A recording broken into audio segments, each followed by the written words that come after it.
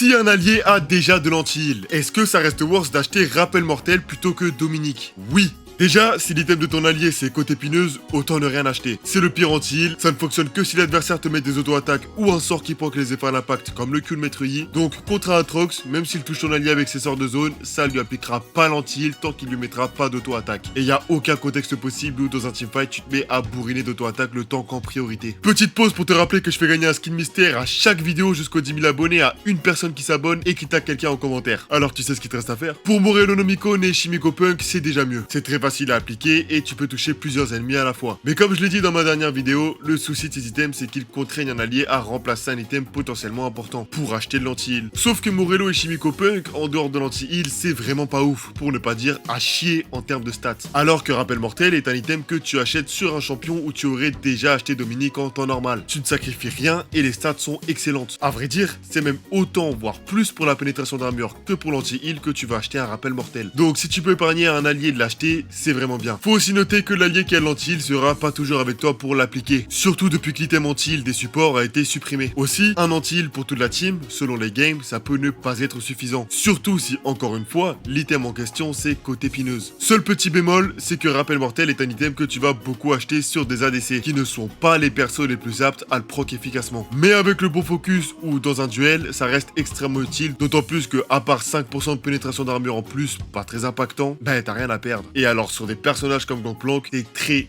efficace. Pose-moi tes questions en commentaire et j'y répondrai dans la prochaine vidéo. Et si tu veux gagner un skin, abonne-toi.